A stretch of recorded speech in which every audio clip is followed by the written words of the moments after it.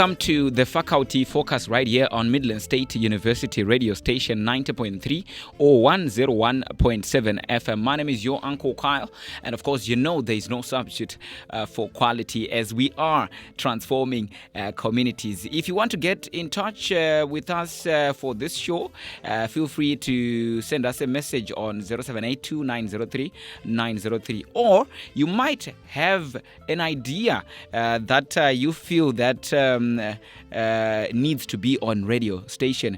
Also do get in touch with the executive producer on 0777 903 903. Also allow me to give my shout out to the guys who are behind the scenes, who are making sure that this broadcast is also available on our social media platforms, that is Facebook, Instagram, Twitter, and YouTube as well. Big shout out to Ralph, big shout out to Aida, who are behind the scenes to record this program as well. But in the studio today, I've got a very interesting gentleman who is representing the surveying and geomatics department of Midland State University.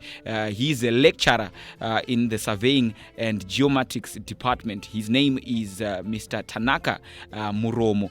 I will get to talk to him amongst many other things that he will be sharing pertaining to this Faculty Focus episode that we have. So for those who might be asking, what is the Faculty Focus all about? As you know that at Midland State University radio station, we've got different faculties that we have from different campuses. We've got campuses in Gweru, which is the main campus. We've got another campus in Kwekwe. We've got another campus in Harare. We've got another campus in Bulawayo.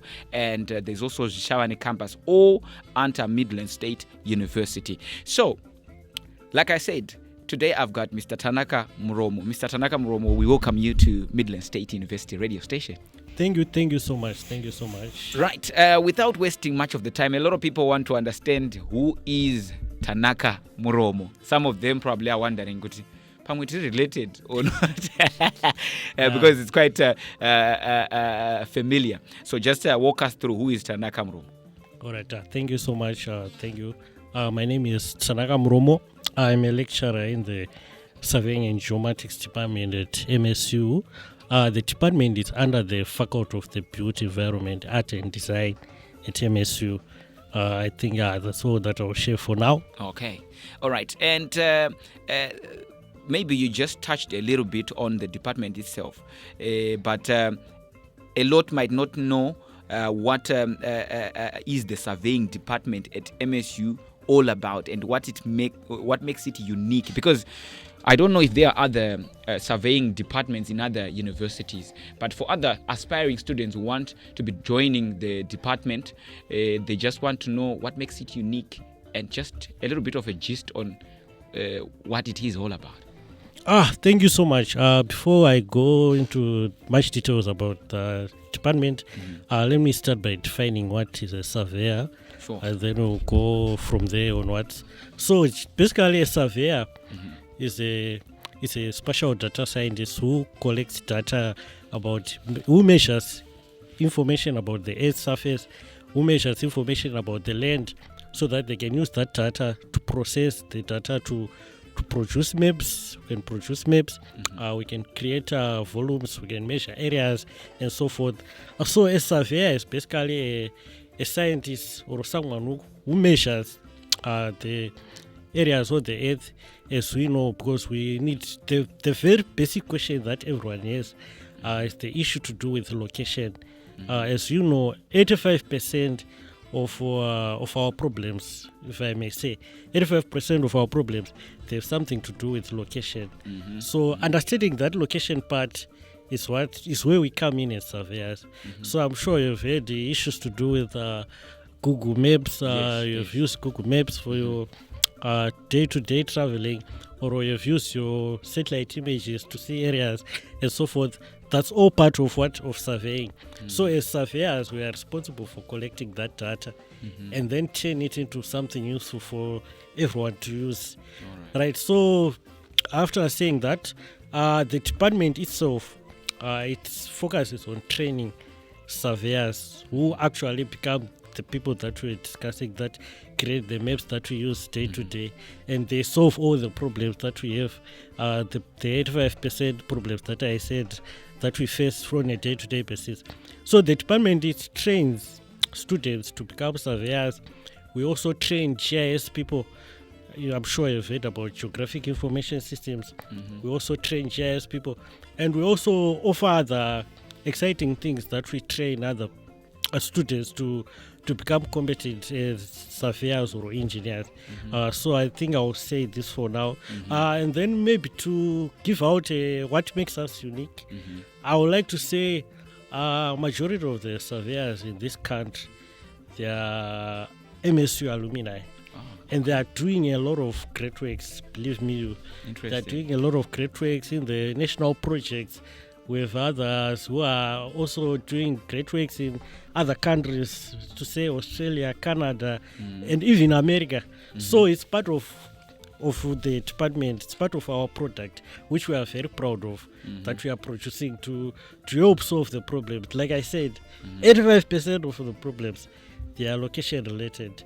So the role of surveyors can never be underestimated, and also the role of the department is very critical to ensure that we have a continuous supply of surveyors. Thank you. Just a follow-up on that, I must say, as a country, we are still a little bit lagging behind in terms of mapping as well. I don't know if surveying also includes mapping. Yes, it includes. If you check other towns, like Shavane, for example, you'll find that there are other routes that are still not on Google Maps. For example, if you check on MSU, where we are right now, MSU radio station here, if you are in town and you search MSU radio station, yes, you will find it, the location, but the route to MSU radio might be hard to find. It might show you some other old route. And not only Shavane, even other small towns, I've noted that they are still finding it hard. I think I was in Mashingo at some point and I wanted to get to a very closest place, but it was showing me some other route that could take me almost an hour for a journey that could take me almost 10 minutes by foot. How are you solving such problems as a surveying department? Right. Thank you so much for such a brilliant question. And it's true, I must say, that as a country, we are lagging behind. This is due to maybe to the most important factor that we may overlook, the issue to do with the resources. For us to be able to map those areas, a lot of resources are needed. Sure. And a lot of manpower is also needed. That's why we train surveyors to push them out there to do the work. So what I can say to answer your question, in a very simple way, I'm going to say most of the areas in this country, to say they are not mapped would be unjust, would be not telling the whole truth as it is. But the truth of the matter is that some of the areas, they are mapped, but they've hard copy maps, paper maps. All right. So those paper maps, they are yet to be digitized. All right. So that's why you find that your Google map can tell you that you have to pass through this way. But on your way to going to that area, you may find that there is a building there. It's now there is a building right in the middle of the road. That is caused by issues to do with the paperwork that I'm saying. To say that at the council's office or at any local authority office, the plan for that house is already there, or the plan for that structure is already there. And I must say, Shavane has impressed me because every time that I come back here, I see new structures, I see new places, I see new structures, new buildings. But the danger now is those structures, as they are approved, and on paper they are there.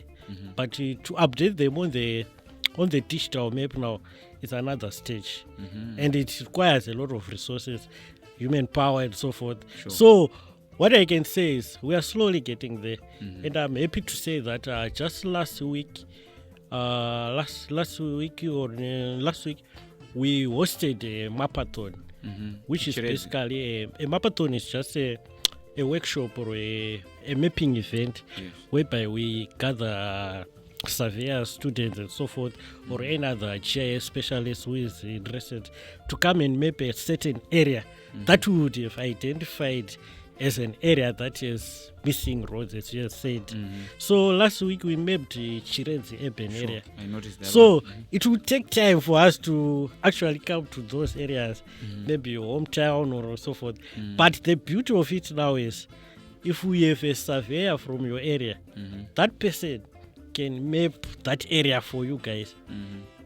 Given that they get the resources, the necessary resources and support that they need, they can map that area for you. Because we know that, we believe that the best people to tell a story are the people who are doing the things or who are experiencing the very issue that we are discussing.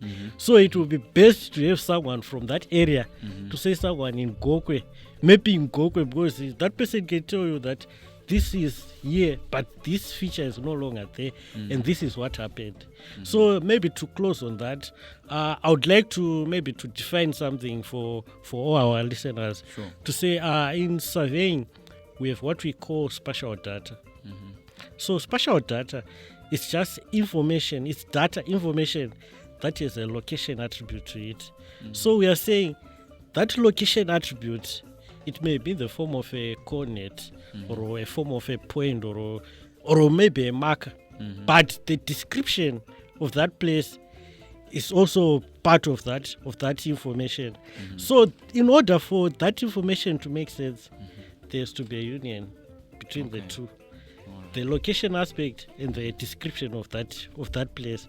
So you can have a point on a map, but as long as we don't find the description in the legend or in the key, that point can be useless. We can assume a lot of things. To say maybe it's a ball, or maybe it's a tape, or maybe it's just a point that has no meaning. So that way, as surveyors, we come in to bring order. Like I said, if we have people in those areas mapping the places, it will be best. And to tell you the truth, some of those places, they also have their maps, but in paper form. A good example, maybe clinics. Those clinics, they map areas that they service. But if you look at those maps, you won't even understand anything, because you won't be understanding what the lines represent and what so forth. But those guys now, basing on the little information that they have, they would have understood what they are saying, and they would have understood what they are mapping. So that's where we come in as surveyors. We get trained on how to use colors, on how to use symbols, on how to use good visualization, on how to make maps less cluttering. Because if we put everything on a map, it becomes cluttered. Sure. And you won't understand anything. So that's where we come in. All right. So we are getting there. Trust me, we will get there. And I can say for a fact in developed countries, in America, USA, Australia, and so forth, they have mapped everything. Okay. Africa is still lagging behind, but we are getting there. We will get there. Thank you so much. Right. Remember, this is the faculty focus, and like I've told you before, that in the studio I am with lecturer Mr. Tanaka Muromo from the Surveying and Geomatics department, as we are he's taking us through what this department looks at, and so that other students who are also aspiring to want to be enrolled under the department may also know what the department entails. Now, coming to the issue of students, how do students apply their skills in real-world projects, especially within local communities? All right, thank you so much. This is a very good question. I can say, for starters, during their final year project, we asked them to identify a problem in the community that they can solve using the skills, the survey skills and GIS skills that we would have developed them throughout their years at college. So basically, every project is a solution to a problem that a student might have discovered. Maybe a student might have discovered that in a certain area, there is a problem of flooding. So how can they approach that problem? How can they solve that problem? They can create maps to maybe zone out areas that have high rates of flooding or that are most prone to flooding, which in turn, that information or that map will help planners to maybe condone that area or maybe find a suitable land use or maybe to say if anyone is going to use that area, they have to construct a high-rise building and so forth. So that's part of what of solving real-world problems.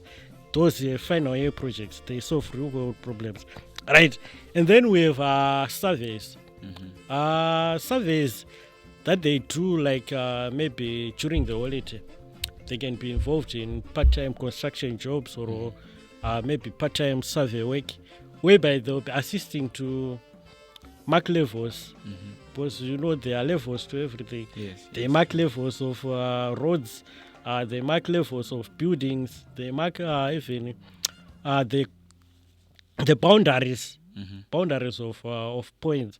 So those are some of the projects that students can do to solve real world problems. Maybe a good example that is maybe closer to home here in Shawane. Students can be involved in assessing environmental impact assessment, assessing the effects of mining activities. Like I said, most of the information, if you don't put it on a map, it doesn't really make sense. But if we have a pictorial view of the information, we can easily pick out a lot of things. Because from that map, we can deduce other relationships to say maybe how close is this area to this one. Which is some of the information that you cannot just think out of your head.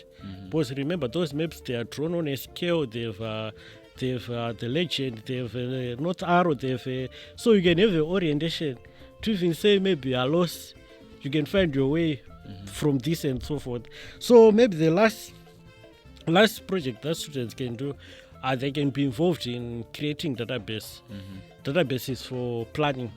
Especially GIS database. The very issue that we spoke first when we were saying most of our areas are not mapped. So the mapping of that, we need a database whereby we put all the information, we update whenever changes are made, we do a lot of things on that database. So those are some of the real-world problems that our students can also solve. All right. Thank you very much, Mr. Muromo. Now, can you share a quick example of, if you have the exact names or probably any graduate who's now contributing to Zimbabwe's development in your line of work? All right. Thank you so much. This is a very good question, and I have a lot of people in mind. Yeah, as a lecturer, I know that you've got alumni who I have are probably a lot of people in mind. Yeah. But let me try to name a few for the sake of this interview. All right. Maybe the first person that I would like to mention is an engineering surveyor by the name of Shelley Chapunza. Okay. She's a lady. Oh, interesting. Yes, she's a lady. She works at Bitumen World. Oh, okay. That construction company. Yeah. Trust me, she has been involved in a lot of projects. Wow. National development projects. The Mount Hampden Parliament Building. Wow. Those national roads, the Harare Bay Bridge, especially the Mashingo Bay Bridge one. She was involved. Construction of bridges, you name it, a lot of projects. She has been involved as a surveyor. Wow. So that's the first person that I can mention. So maybe to balance the gender aspect, maybe I'm going to mention maybe Mr. Kusakwashebo. Okay. Yeah, this one is a mine surveyor. Okay. He's a mine surveyor at Mimosa Mine Company. Okay. So as a mine surveyor, he's involved in mapping all the mine plans and so forth. Because at a mine, they believe that a surveyor is the eye of the mine. To say that we cannot do anything unless we get feedback from what the survey guys say, so that we can know the direction where we are going, we can know where we have come from, we can measure our volumes. As I said earlier on, we also measure our areas, we measure volumes, we measure boundaries, to say maybe we don't have to encroach into another person's lease and so forth. So I think I'll mention this too, kuzwa kwashemoyo mine surveyor at Mimosa Mine, and then Shelley Chapunza, an engineering surveyor at Bitumen World. And then I've left out a lot of them, yeah. others who are all over the world. Sure. We have in Dubai, we have Canada, we have Australia, and the beauty of it is you can go anywhere you want with this degree. You can go anywhere. You don't add anything, or you don't need to maybe to get other extra qualifications. But with just our degree from MSU, from our department, you can work wherever you want, provided that you have the experience. Sure. To go to those places. All right. Thank you so much. All right, you have heard it yourself. There are other alumni and other examples of students who are already in the field and who are already contributing to other projects that have got to do with the development of the country. And that's what MSU is all about. We are all about producing people or students and graduates who are not only there in the theoretical form, or who are not only there to promote their own entrepreneurial move, but also promote the development of the country. And that's what the surveying and geomatics department are building. Those are the alumni and the graduates that they are producing, which is a good thing. So what am I saying? You need to enroll with Midland State University if you decide to study surveying and geomatics. Geomatics, yeah, that's surveying and geomatics, right? So, moving on, Mr. Muromo. I know that in this world that we are in, there's so much technology that is on. I believe that way back, people used to really have hard copy maps. And now we have Google Maps. We now have, there are ways that we can also leverage ideas like AI into all these things. What cutting edge tools are students learning to stay ahead in the field? May it be drones or GIS or whatever it is. Take us through it. Thank you so much for such a good question. Right. Let me start by saying this. We believe that if you don't innovate, you perish. If you don't catch on with the times, you always be left behind. So as a department, or rather as a surveying profession, we have not been spared. Because every now and then, new technologies, they come out.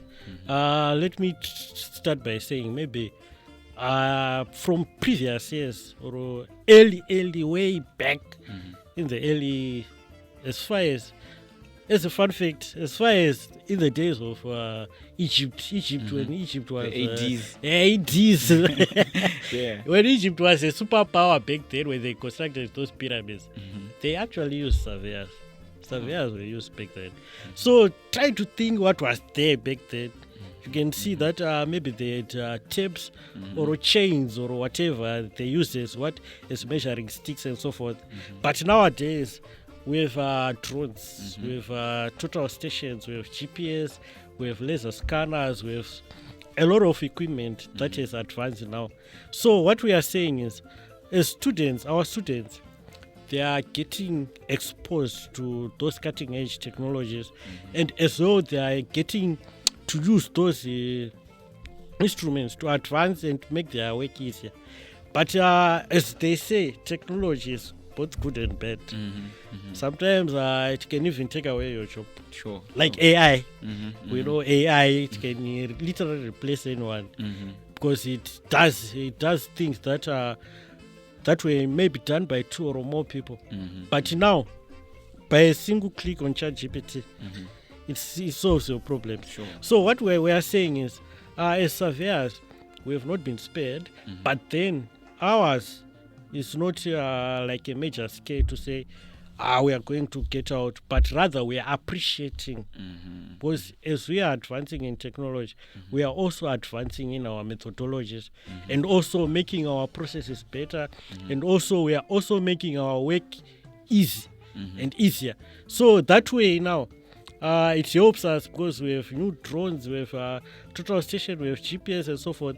But unfortunately, for now, I can say, as a department, we are yet to procure a drone, but by the end of this year, we have a drone. It's on the way. But for now, we have total stations, we have GPS, with auto levels, and also all the other old instruments. And the beauty now in surveying is we don't throw away our old equipment because they are still as accurate as their new equipment. So you can still do your work with an old equipment, but however, if you do it with a new one, it's faster and easier that way. So thank you so much for that question.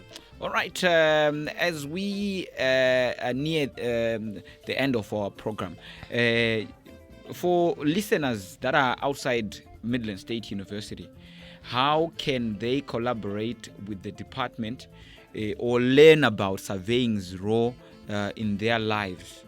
How can other listeners who are also thinking, no, but we also need to be part of this? Do you have any other slot for them or any other contributions that you also get from? Because I understand you say that you had a mapathon in Chedzi. I believe that you also included the community in that. Exactly. Thank you so much for that question. Right. For those who are interested to reach out, they can reach out to the department. They can reach out to the university itself to say maybe if they have an area that they want us to help them to map or to solve a problem. They can reach out to the department, or even if they want to partner with us on certain projects. Maybe it's an NGO, they have a project that they want us to be part of. We'll be glad to help them and map those areas for them, or even other companies.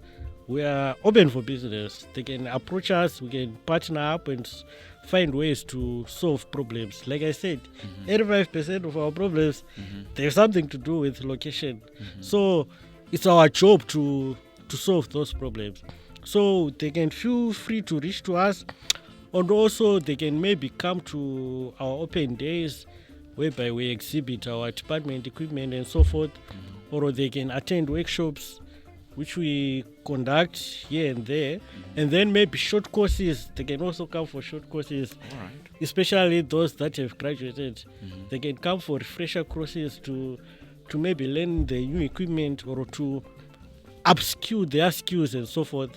And then also, lastly, they can follow the MSU website or MSU social handles for updates to stay up to date on the new trends or new technologies and so forth that the university will be offering. Thank you. All right. Now, I wouldn't have done justice if I do not ask, because I know that the questions that most of the listeners will be asking is to do with what subjects do I have to study at A level for me to be able to end up studying in the Department of Surveying and Geomatics, or what points do I need to earn at A level for me to be able to study in this department, amongst many other questions that may come. But just take us through in brief as we close off the program.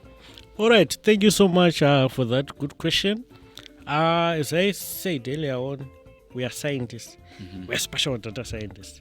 So as a scientist, it's obvious, sciences. We need science subjects. But the catch now, where a lot of people don't make the cut, unfortunately, but it's on the A-level physics. So what we say is, as a department, for you to join the department as a student, you need to have 2 A-level passes in mathematics and physics. All right. Okay. At A-level. Okay. And the main reason why we demand those subjects, we know that they are prerequisite subjects. You definitely need physics. You definitely need maths. So if you don't have those subjects, the program will make your life uncomfortable because it's mainly mathematics. Right. Those areas, those volumes, those measurements and so forth, they require someone who is good with maths and physics. Okay. So you need maths and physics on A level, and then also 5 O-level passes or better. So nowadays, we know the trends.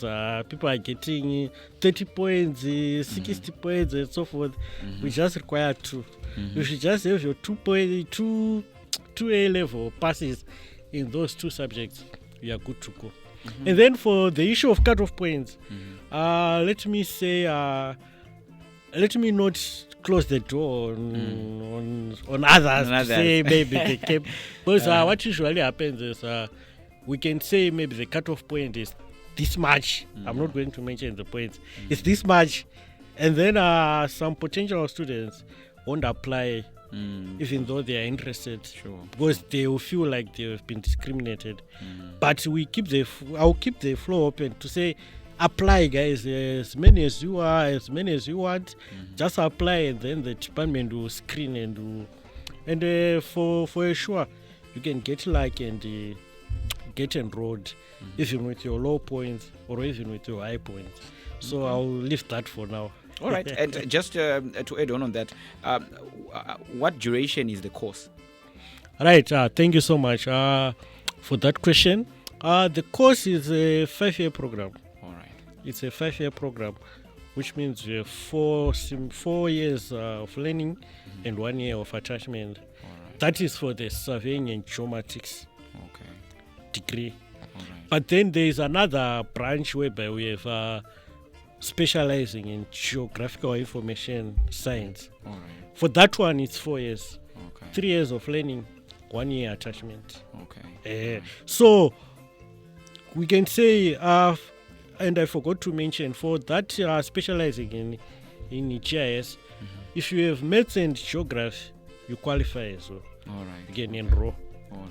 But ideal, maths and physics. Okay. Yeah, because the sciences, the satellites, the GNS systems, GIS softwares, and so forth, they require someone who is good in maths and physics. All right. Yeah. I think my fellow arts people have heard it yourself. If you were thinking of doing surveying and geomatics, there's maths and physics involved there. You see, I always had a problem with, because I'm an art person, I always had a problem with maths and then I met statistics and research methods in university. I was like, man, I thought I was done with maths at high school. Now I'm back with maths again. But for everyone else who wants to make sure that they enroll with Midland State University and you want to study surveying and geomatics, do make sure that you follow MSU Radio's pages, and do make sure that you also get to find time with this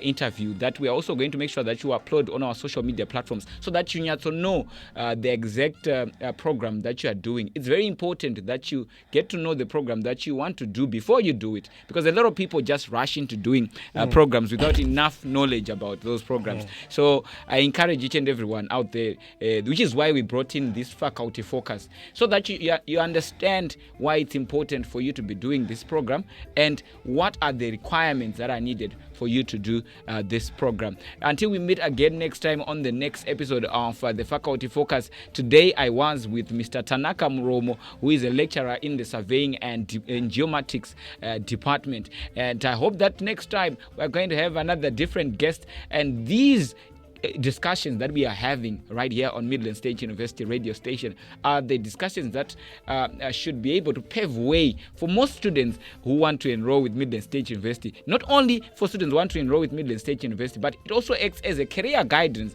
for students who want to study a certain program. You get to understand the program before you get to do it. My name is your Uncle Kyle, and until next time, it's bye-bye for now.